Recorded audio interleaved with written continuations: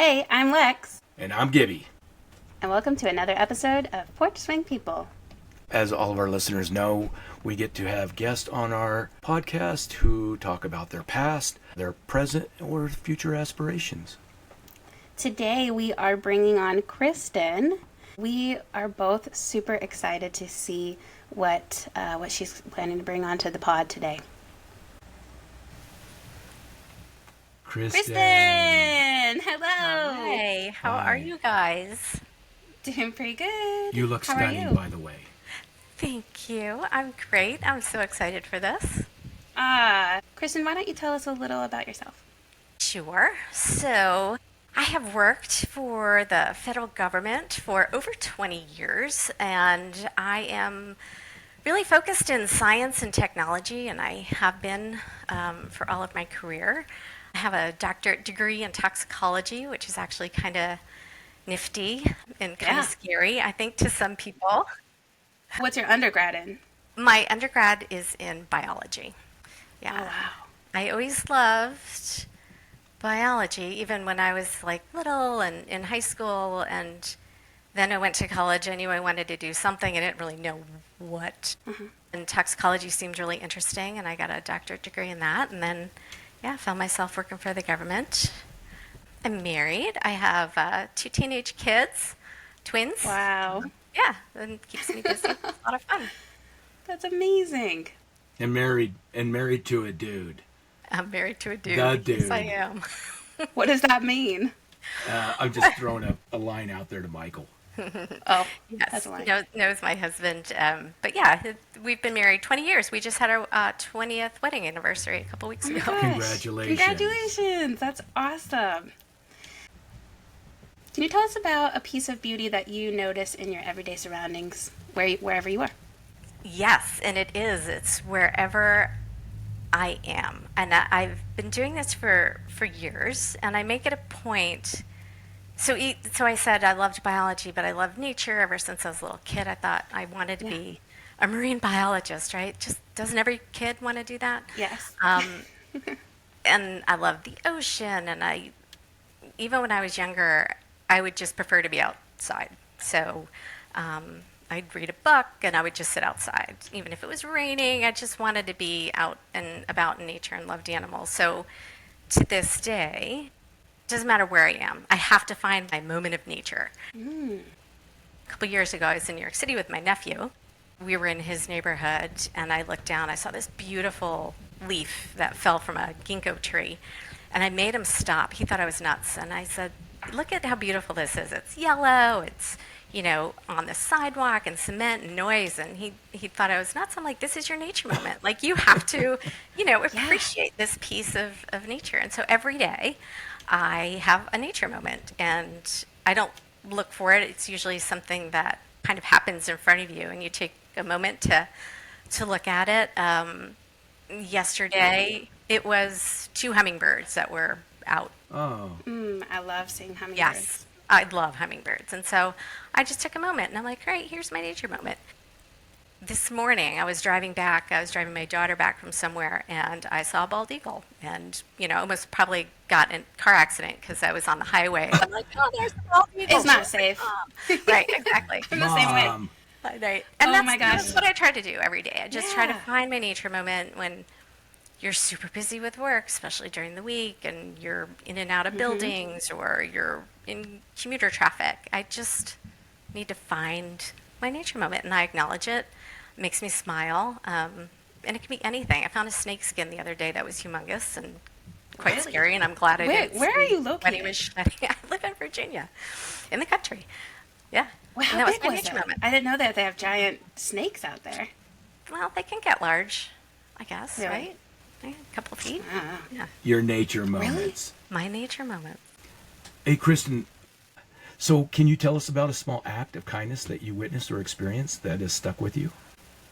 Yes, it was an act of kindness that I actually myself experienced. So, Yay.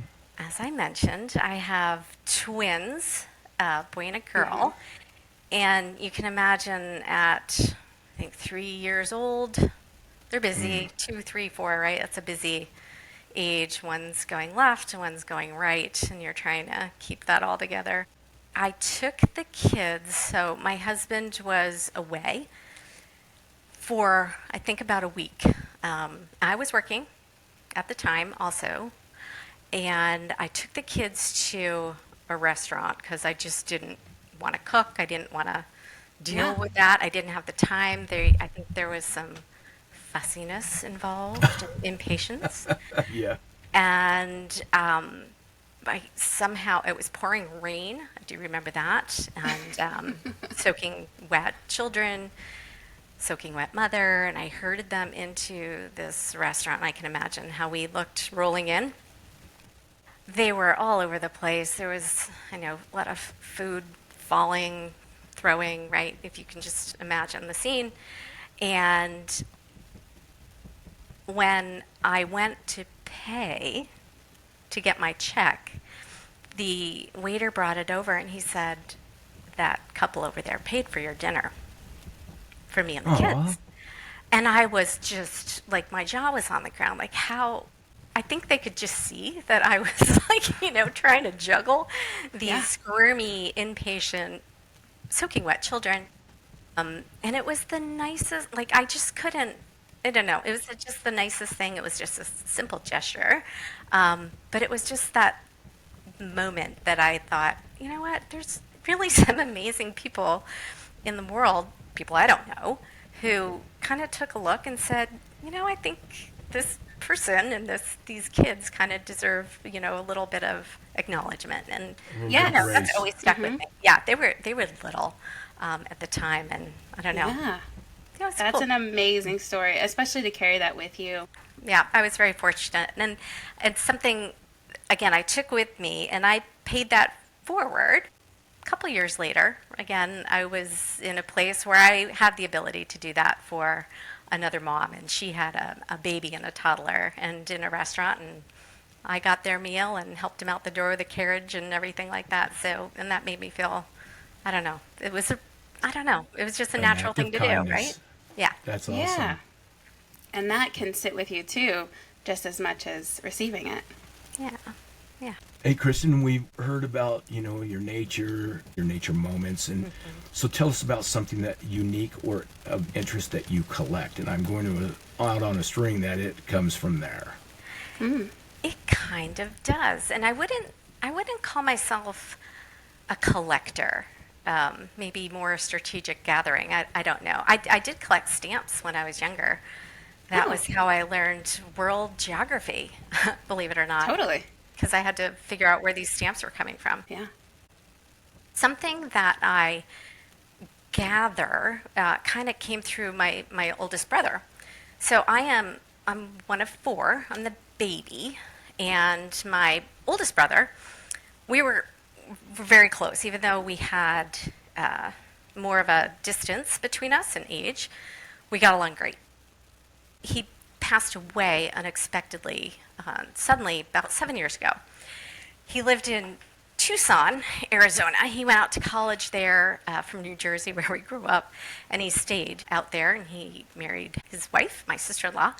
They had this great house in the desert in Tucson, and my brother really embraced the Southwest desert art and Native American culture and their associated art and even spiritual beliefs. When my brother did pass away, I went out there to be with my sister-in-law, and I actually was with my brother when he passed, which I'm fortunate to have been able to do.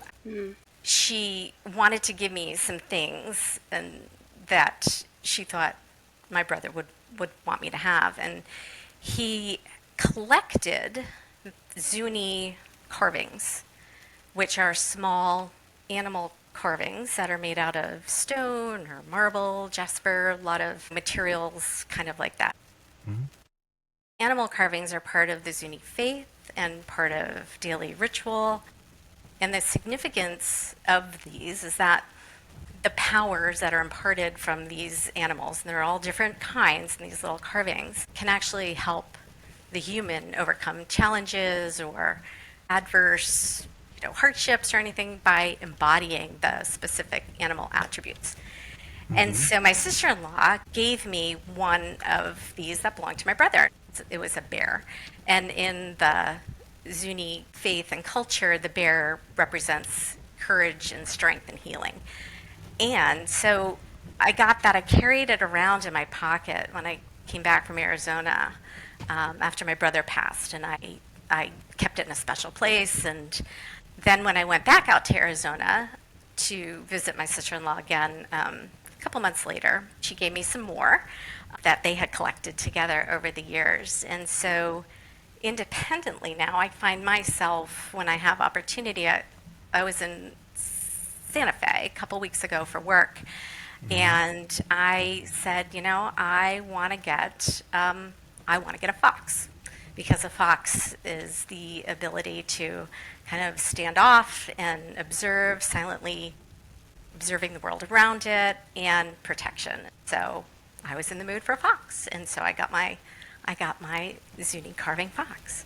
Awesome. Wow. To this day, I have a few, and again, I don't get these just because I want to hoard, many of these different carvings, but because they have do meaning mean behind so them. much to me. Yeah. I got a hummingbird too, which is Oh, represents the ability to stop time and joy and beauty. oh my gosh, Wow. that's cool. Hey, Yeah. does your sister-in-law know that these things mean so much to you? She does. She Okay. does. Yeah. Very cool. She gave me a horse a couple years ago, and I have horses, and they mean a lot to me. That means strength and power, by the way, in the Zuni culture. Yeah. Horses. Wow. They That's are just so incredible. powerful. I have chills a little bit.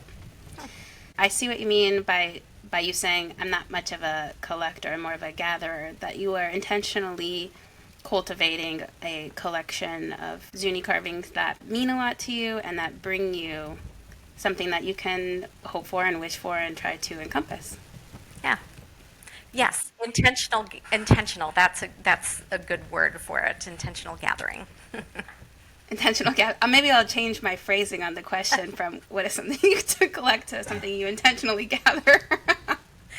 That's funny. Yeah, that's an incredible way to memorialize someone who means so much to you. Yeah. I have them actually all around a photograph of my brother. So all that. Oh, animals. that's beautiful. Yeah. You got such cool positive energy on you, by the way. Can you think of a time when you needed some strength from one of these that you went and for some particular reason, like with the strength and power from the horse or the joy from the hummingbird, that you needed to apply it to your life? Yeah, it's actually been recently. So going back to the bear that I first got, that represents strength and courage and healing. My mom, she has been not too great in health recently, and I went up there last week with my family, with my husband and my kids, to see how she was doing, and I took the bear with me. The bear was in my pocket the whole time. Yeah. Kristen, thanks so much for telling us about these. I'm going to do a little research on these Zuni carvings. You can find the carvings for sale, and I do try to find authentic carvers and artisans who do this. And When you travel to the Southwest. Yes, and I get their Yeah. names, who they are, and usually they're associated with a Southwest Indian tribe. Yeah. Kristen, we're going to add this in. So Kristen had this as a backup question. But I read it to Gibby and we're like, we have to ask her this because why would she select this question unless it was super cool? So what's the coolest mode of transportation you've ever been on? So it's cool to me, this mode of transportation. And again, this is a clash of worlds for me personally. To some people, this is like their everyday life. They have been trained to do this. That's their career. That's their job. So years ago, I found myself working in a war zone.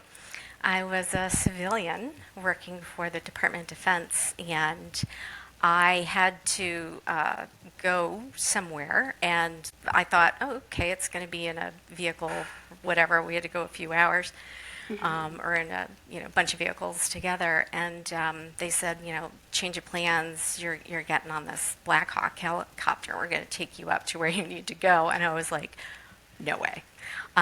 It was, again, it's not, looking back, it's very, you're in a war zone. It was dangerous.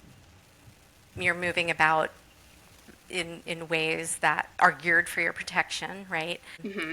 And that feeling, well, first of all, again, surreal, but that feeling, I loved it.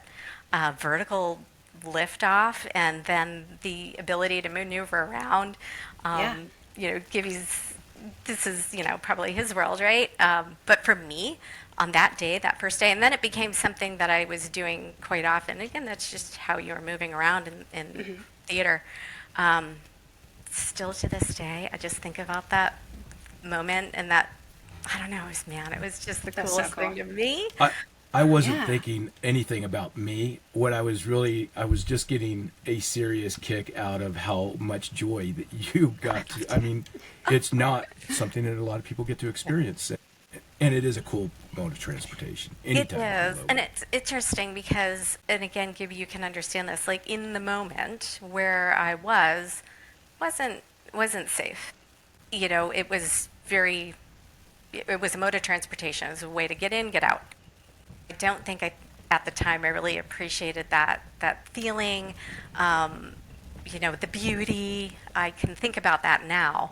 At the time, it was like, all right, we're getting on this thing. There's two of us. We got to go here. It was pretty actually long helicopter ride, but and then I did it a few more times over there. But now I look back and I think, not many people get to do that. Not many people who are civilians and not mm-hmm. in the military themselves get to do that. Especially under those circumstances. Really neat. A couple things. The helos way, in my opinion, and I think there's probably statistics to back it up, way safer than getting on the roads in that particular environments. Oh, yeah. You never would be in a vehicle if you didn't have to. And of course, there's people that have to do that. The other thing that you had mentioned, whether you're doing it in the day or night, if it's night, it's certainly harder to see. But a couple of those countries, one in particular, in the helos, and you're like, holy cow. I'm seeing these roaring rivers and woods, and I'm like, this is beautiful. Why is there this conflict when they have all this other part to behold? But anyhow. Mm-hmm. Well, I think you guys together, you bring up a lot of things with first of all, the mode of transportation. Then the mode of transportation in that particular situation adds another level. And then just the surreal nature of taking in the greater picture, whatever it means at the time for you, Gibby, or for you, Kristen, with where you were and how that kind of forms your picture of everything all together. It's pretty mind-blowing. It's, I know this isn't to do with our podcast today, but it made me think of when I was over there, I saw these beautiful birds, right? This is a part of the world that, again, not many people get to see. It's very different from North America. And I just thought, my gosh, these birds are in this like war zone with just this noise and this dust and this movement. And here's this rainbow colored bird with all these beautiful feathers. I actually made a point to notice those things even, way back then. And again, this is 20 plus years ago. I made a note of that. That's amazing. Yeah. Very cool. It's not. Yeah, I'm glad you bothered. brought that up. It's just living. Yeah. Well, maybe it is being bothered, but it is still living.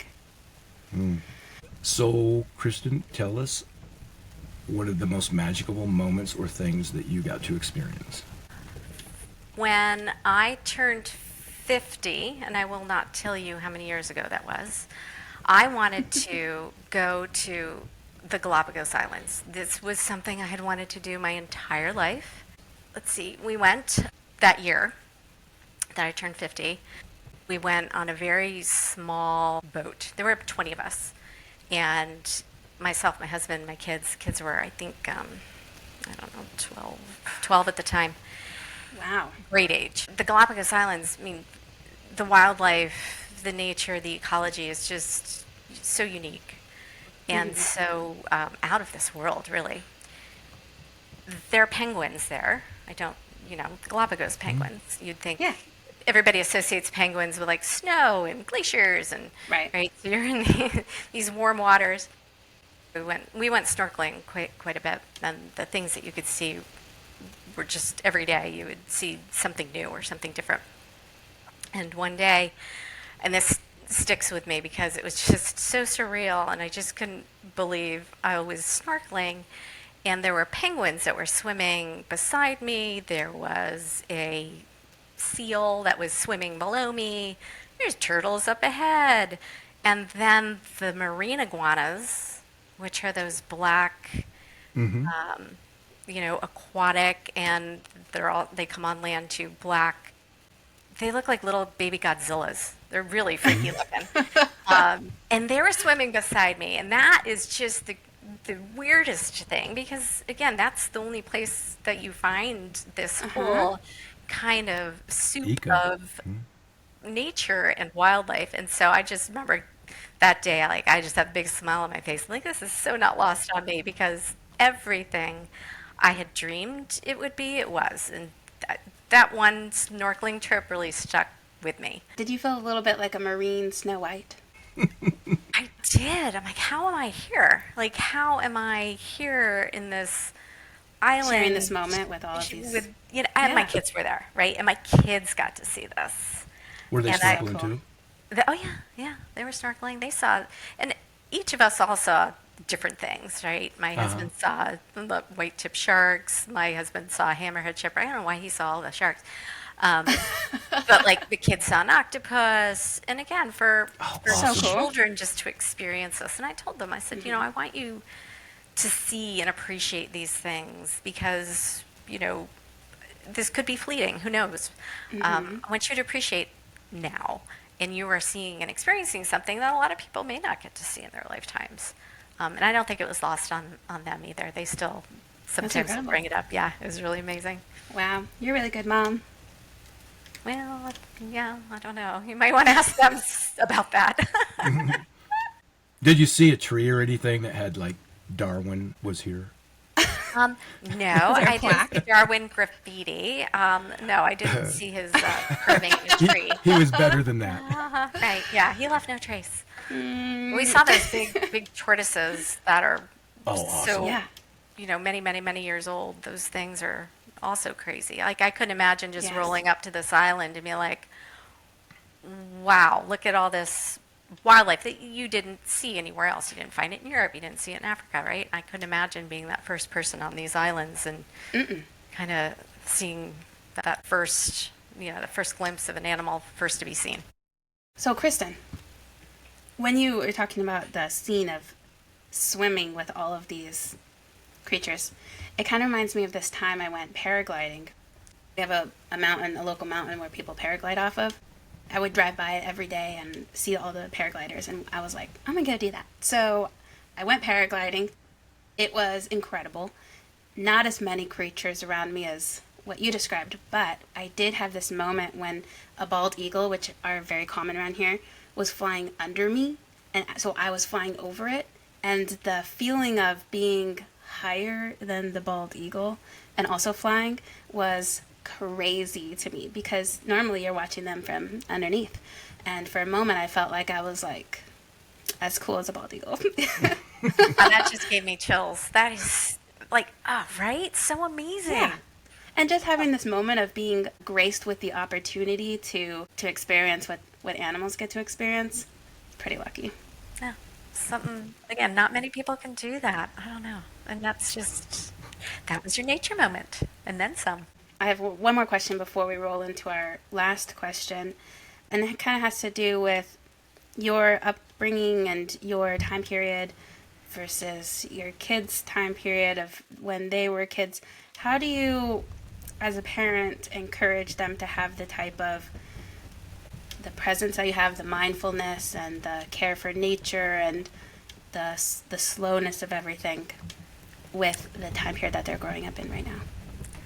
It's harder, I think, now because attention, there's competing things for kids' attention. Everything is right there on your phone, everything is accessible, your friends, your game, everything is all in a phone.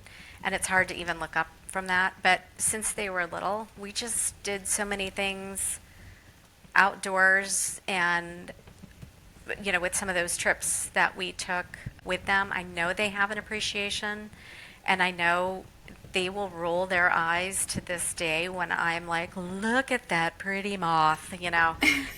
And they're just like, okay, there she is. But you know what? They lean in. I see them look. I see them take notice. Same with, Julia, my daughter said the other day, we have this big, but it's called a butterfly bush, and it's beautiful. And she said, there are 8 butterflies on this right now. So that right there told me she took a minute to notice that, not just walk by it when she got out of the car, That's lovely. I love that so much. Same with my son. He'll come in some days. He plays hockey, and so he'll get his rollerblades on, and he'll throw some pucks at the net and things like that. He was the one who came in the other day. He's like, you should see this snake skin. It's huge. Yeah. So. Wow. I love that. Well, thanks for sharing that. Do either of them have an inclination towards biology, or what do you think? Yes, my daughter does. All right. Wow. And without pushing too much. Of course. Because her father is also a scientist. So both of them have grown up with, stereo speakers of science. And when she mentioned just recently in considering college and careers, things along those lines, she said, I think I'm really interested in the life sciences and biology. And, of course, I was grinning from ear to ear. I'm like, that's so great. You're like, play it cool, play it cool. Yeah, I know, That's right? awesome. Okay, don't overreact. Okay. Are you sure? There's other things, Wow, what a time period to be a parent. I love that. Looking to the future, Kristen, what 3 qualities about yourself do you hope that people will remember you by? I'm gonna just back up. The reason why this resonates with me, this question in particular, I've been working for a long time, and I've gone to graduate school. I've had many jobs in the government, all various levels of, responsibility, workload, and I have a really good friend that I started in the federal government with years ago. We're still really good friends. And I actually said to her once, I said something because she's great. She's great at what she does. She's amazing. She's been recognized for all her hard work and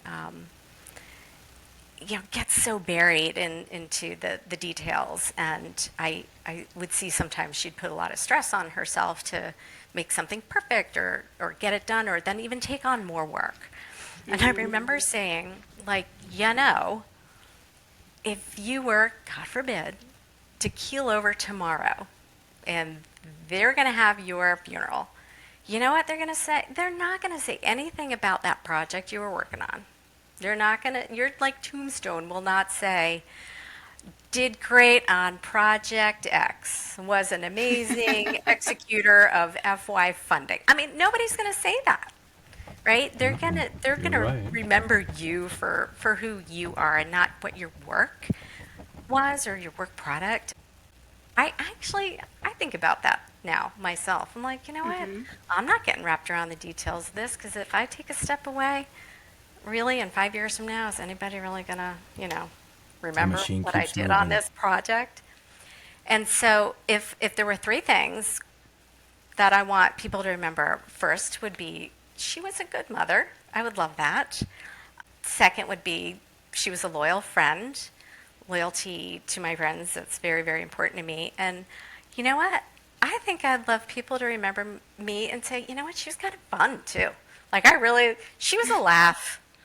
That's it. Yeah. Just those three things, right? Good mom, loyal friend, and kind of fun.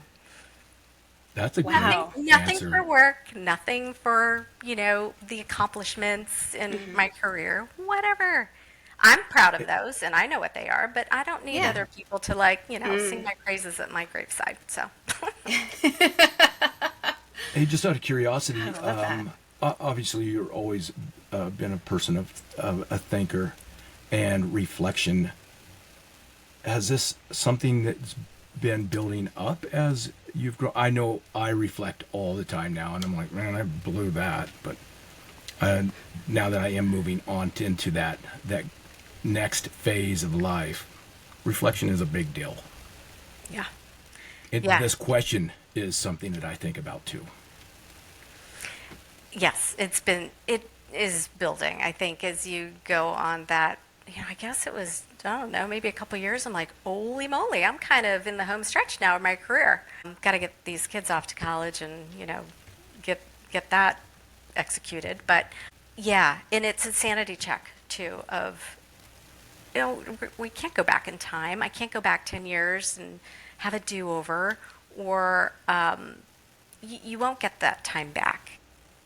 For me now, if it's a choice between, having an opportunity to take a walk with my kid or finish working on something that, is for my job, you know what I'm going to do? I'm taking that walk. Because, again, it's not, I get my work done, I do good things, I believe in what I do, I really do. But at the end of the day, I'm not going to get that walk back or that time with my kid, right? Kristen, those three qualities, the good mother, loyal friend, and a fun person, what I find so fascinating about all three of those is that they're all socially oriented, which kind of fits into the theme of our podcast a little bit. And the overall idea that at the end of the day, what we have are the connections with the people around us and the people we love, and not just people, nature too, and everybody on this planet that we are living with at this time period in the world. So it's just something to think about as it pertains to you as an individual, not you, Kristen, but you as in people, and us as a group altogether. So thank you for bringing that onto the podcast today. You are welcome. Kristen, thank you so much for being on our podcast with us today, and it has been a true privilege to chat with you on the porch. Yes, Thank I you. feel so lucky to have you on. Thank you so much, Kristen. It was a blast. I really appreciate it. It was a lot of fun. Thank you. Tell your family we love them and think of them. And that Michael is on the schedule. We just haven't placed a time slot for him yet, but he's on our list. We'll talk to you soon. Bye, Kristen. See ya. Bye. Kristen. Thank you. Well, that was totally fun. Yes, I did not know what to expect, and way Well, you say this better. every time. You never I know know. what to expect. I know. I don't. I guess it's better that I go in without expectations. But she was awesome, and She's so cool. yeah, very deliberate. Her answers, obviously, her reflection, her. Way of moving through life, yeah. If I were going back and looking at her questions, the last one, and I think again back to probably because I'm getting close to that next transition and the reflection, three qualities that you want people to remember you by are the three things I hope. I loved her answer on that. So you want people to think of you as a loyal friend, a fun person, and a good mother. And I think I nailed the mother thing. What did you think, Lex? I think that she answered all of her questions in a way that just fit together into like one big answer. Does that make sense? And she said that she wasn't even planning that. I mean, that's amazing. Starting in the beginning when she said she looks for her daily moment of nature, and then everything else after that kind of reinforced that. Yeah. What that means is don't let the magical moments go by. Everything is a magical moment if you let it be. Well, maybe not everything, but yeah. Really? I like it. Because she's in a war zone finding beautiful birds and seeing an experience on a Black Hawk as something memorable and meaningful. Yeah. Or, she's out in the middle of chaos trying to take her kids out to a restaurant, and the support that she got from her community in that moment is something that is stuck with her. Yeah. Or something that she intentionally gathers came from losing her brother, rest in peace, and now she has found great strength and joy and power and healing from her Zuni carvings. Yeah. I mean, Strength from her Zuni. Yeah, I saw that. Stopping time. I like the that one was cool. hummingbird one. The hummingbird. Yeah. And then, of course, her experience in the Galápagos Islands seems like the perfect 50th celebration. Yeah. So, what an amazing choice. Did you know any of these things about Kristen before, like her love of nature? No, I didn't. Because when I knew her, her focus was far more about her job. Well, you knew her from a work aspect. Yes, that's that's where you knew her from. Yeah, and we were all working on a large common program. It was a really cool program, but that's where I got to meet her, and she was just a very focused person in that world at the time. In that environment, yeah. So I have not really got to see. Well, I could see how in that environment it wouldn't necessarily be the time to be like, "Hey, I saw 5 butterflies on the bush outside." Maybe not. Well, another wonderful guest, and we, of course, as always, feel so lucky to have her on the old Porch Swing. Porch Swing people out. Porch Swing People is recorded and produced by Lex and Gibby. Opening music was written and produced by Michael Gibson. Porch Swing People is a podcast featuring everyday people. If interested in being a guest, email us at porchswingpeeps@gmail.com.